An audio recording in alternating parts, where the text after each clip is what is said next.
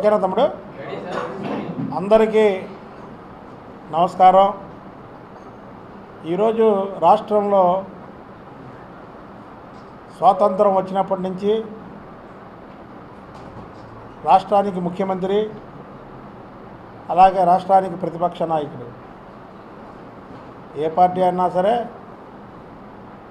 అసెంబ్లీలో కానీ ప్రజా సమస్యలు పరిష్కరించడంలో కానీ వీళ్ళిద్దరి పాత్ర చాలా కీలకం. ఈరోజు రాష్ట్రంలో ప్రతిపక్షం ఎలా తయారైందంటే ఒక డ్రామా కంపెనీలా తయారైంది. దాని పేరే అందరూ దొంగలు.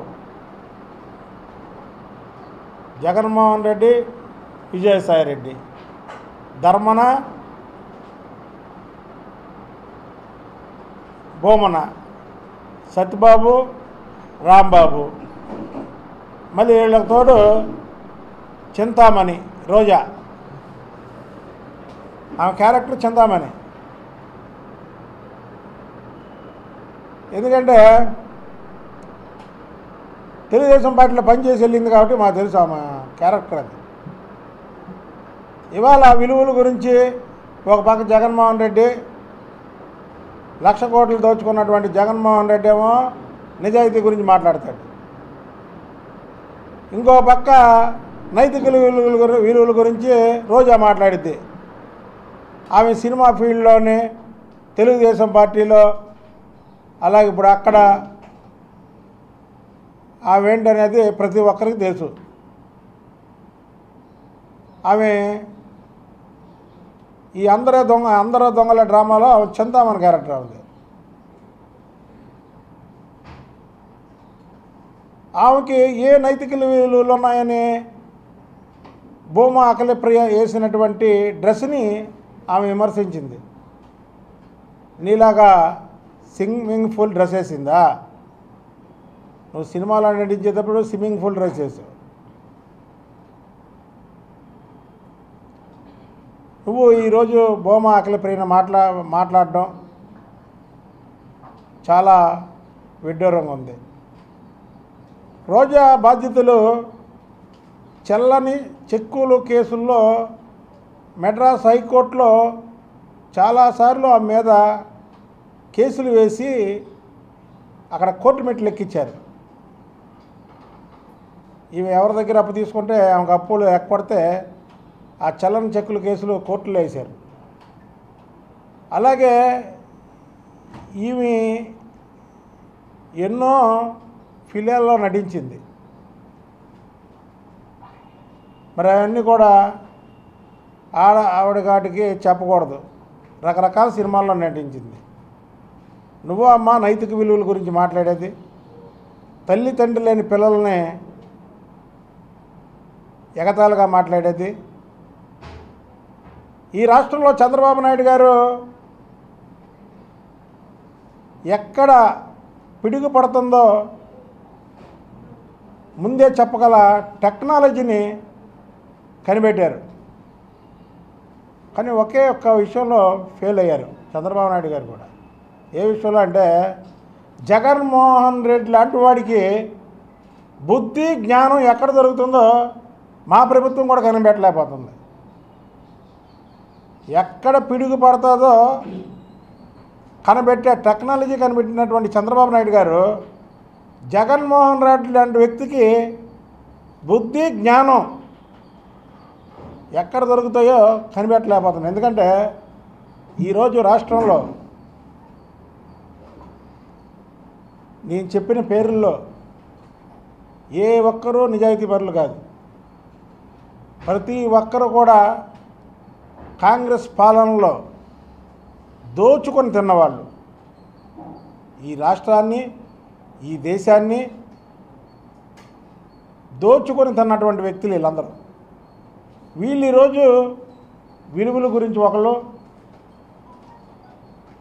నిజాయితీ గురించి ఇంకొకళ్ళు ఈ మాట్లాడుతుంటే ప్రజలకు చాలా ఆశ్చర్యం కలుగుతుంది. అసలు ఏం మాట్లాడుతున్నారు వీళ్ళు? 16 నెలలు జైల్లో ఉండి 420 కేసులు 11 కేసులు ఉండి నువ్వేమో నిజాయితీ గురించి మాట్లాడతావయ్యా. ఒక్కరోజు కూడా జైలుకి వెళ్ళలేని వ్యక్తుల గురించి నువ్వు మాట్లాడతావయ్యా. 9 సంవత్సరాలు పరిపాలించి మీ నాన్న ముఖ్యమంత్రిగా ఉన్నప్పుడు ఎన్నో కమిషన్లు ఆయన మీద వేస్తే ఒక్క కమిషన్ కూడా తేల్చలేని వ్యక్తిని అవినీతి అంటకడతావే. నీ మీద ఏదో 1,00,000 కోట్లు అన్నామని నీ నోటుకు వచ్చినట్టు 2,00,000 కోట్లు ఏమిటా అవన్నీ? రోజా, ఇక రోజాకి పొద్దున్న లేస్తే నరాని ఆ నాలుగుకి నరం లేనట్టు మాట్లాడుతుంది. అటు ఆడవాళ్ళు లేరు, ఇటు మగవాళ్ళు లేరు. అంటే ఆమె ఆడావిడే ఎవరే మాట్లాడరు. అమ్మా తల్లే, నీ క్యారెక్టర్ ఏంటో మొత్తం తెలుసు. అసలు ఒకటి అడుగుతున్నామండి, రోజా మీటింగులకు వచ్చినప్పుడు కానీ ప్రెస్ మీట్లకు వచ్చినప్పుడు కానీ ఆమెకి ఆల్కహాల్ టెస్ట్ పెట్టాలండి. ఎందుకంటే మామూలుగా మాట్లాడుతున్నట్లేదు. మామూలుగా మాట్లాడేవాళ్ళు మరి అలాంటి పదాలు రావు. నేను కూడా స్పీడే, నేను మాట్లాడతా. కానీ ఇప్పుడు ఎన్నో మాట్లాడదాం అనుకుంటున్నా రోజా మీద. కానీ కొన్ని విలువలు అడ్డం వచ్చి నేను కూడా మళ్ళీ మాట్లాడటానికి వెనకాడుతున్నా. మరి అవి ఏ మాట పడితే ఆ మాట, ఎవరి మీద పడితే వాళ్ళ మీద నిందలేస్తుంది, ఏది పడితే అది చేస్తుంది. మైకోగానే అప్ అండ్ డౌన్ అదిరిపోయిద్ది అంటది. అసలు ఏంటి ఒక ఆడావిడే పక్కన ప్రతిపక్ష నాయకుడు ఉంటే అప్ ఏంటి డౌన్ ఏంటో మరి మాకైతే అర్థం కావట్లా. మేము మాట్లాడడానికే సిగ్గుపడతాం. మరి రోజా మాట్లాడుతుంటే పక్కన జగన్మోహన్ రెడ్డి కూడా ముసిముసి నవ్వుకుంటున్నాడు. అందుకని మాకేంటంటే అంటే ఈ ప్రభుత్వం చేయకూడదు, ప్రభుత్వం చేత కక్షాదింపు చర్య అనుకుంటారు. దయచేసి ప్రెస్ విలేకరులు ఆమె మీటింగ్లో మాట్లాడినప్పుడు కానీ లేదా ప్రెస్ మీట్లో మాట్లాడినప్పుడు ఆమెకి ఆల్కహాల్ టెస్ట్ చేస్తే మంచిదని మీడియా మిత్రులందరూ చెప్తున్నా. ఎందుకంటే ఇష్టం వచ్చినట్టు మాట్లాడుతుంటే అబద్ధపు ఆరోపణలు ఎవరి మీద పడితే వాళ్ళ మీద, ఒక్క మాట నిజం లేదు, ఒక్క మాట నిజాయితీ లేదు. అసలు నీతి గురించి నిజాయితీ గురించి జగన్మోహన్ రెడ్డి అండ్ కో అంటే అందరూ దొంగలే. వీలా మాట్లాడేది ఒక నిజాయితీతో పరిపాలించి 9 సంవత్సరాలు, ఒక నిబద్ధతతో పోరాటం చేసి 10 సంవత్సరాలు ప్రతిపక్ష నాయకుడిగా, ఏమీ లేని అమరావతిని, ఏమీ లేని రాష్ట్రాన్ని అమరావతిని ఒకటి స్థాపించి సంకల్పంతో ముందుకు తీసుకెళ్తున్నటువంటి వ్యక్తిని వీళ్ళు ఎలా విమర్శిస్తున్నారో మరి మాకు అర్థం కావట్లా. బరి తెగించినట్టుకున్నారు వీళ్ళు. ఒకలేమో జైలుకి వెళ్ళి వచ్చి ఇక ఇంతకన్నా ఏమైతే అయిన ఒక అతను, ఇవేమో మరి ఆ కూర్చున్నప్పుడు ఏంటి ఆల్కహాల్ టెస్ట్ మాత్రం కంపల్సరీ చేయాలి వాళ్ళకి.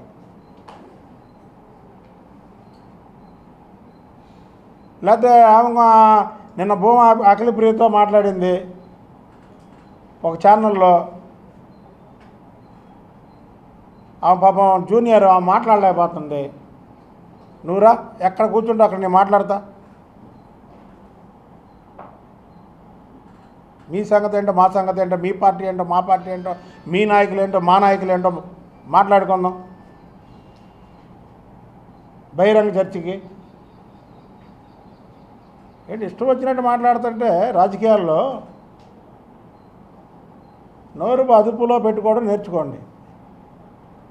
ఇవాళ చంద్రబాబు నాయుడు గారిని కాల్చి చంపుతానంటే ఈ రాష్ట్రం దేశంలో ఉన్న తెలుగు ప్రజలు ఎట్లా అట్టుడికిపోయారో ఒక్కసారి మళ్ళీ గుర్తించుకోండి. మీరు నోటికి ఇష్టం వచ్చినట్టు మాట్లాడి ఎలాగా ప్రశాంత్ కిషోర్ చంద్రబాబు నాయుడు గారు ఉన్నంత వరకు రాష్ట్రంలో తెలుగుదేశమే ఉంటుందని ఆయన సర్వే ఇచ్చాడు, ఇక ఎలాగ మనం రాం కదా అని మీరు బరి తెగించి మాట్లాడితే మాత్రం మీకంటే డబల్ మాట్లాడగలం. మా నాయకుడికి మాకు కొన్ని సిద్ధాంతాలు ఉన్నాయి, ఆ సిద్ధాంతాలను బట్టి మేము నడుస్తున్నాం. కానీ మేమేం మాట్లాడలేక కాదు. రండి మీరు ఓపెన్ ఛాలెంజ్ అయితే రండి, ఎవరు వస్తారో ఎవరితోనో ఓపెన్ ఛాలెంజ్కి నేను రెడీ, దేనికన్నా రెడీ, ఏ మాట్లాడదామన్నా రెడీ, సబ్జెక్ట్ మీద మాట్లాడదామన్నా రెడీ, వ్యక్తిగతంగా మాట్లాడుకుందామన్నా రెడీ. ఒక్క ఏళ్ళు మా కాసు చూపిస్తే 4 ఏళ్ళు మీ కాసు చూపిస్తే ఒకటే గుర్తుపెట్టుకోండి. నోరు అదుపులో పెట్టుకోండి. ఇవాళ నంద్యాల ఉప ఎన్నికలో 50-60 వేలతో గెలిచే మేము చంద్రబాబు గారిని కాల్చి చంపుతానన్న ఒక్క జగన్మోహన్ రెడ్డి డైలాగ్కి ఇవాళ అక్కడ 1,00,000 మెజార్టీతో గెలుస్తున్నాం. ప్రజలందరూ బ్రహ్మరథం పడుతున్నారు ఇవాళ తెలుగుదేశం పార్టీకి. మీరా నైతిక విలువల గురించి మాట్లాడేది? మీరా నోటికి ఇష్టం వచ్చినట్టు మాట్లాడేది? ఇకనైనా నోరు అదుపులో పెట్టుకొని మాట్లాడండి. మీ ఇష్టానుసారం మాట్లాడదాం అనుకుంటారా? మేము దేనికన్నా రెడీ. ఓకేనా తమ్ముడు?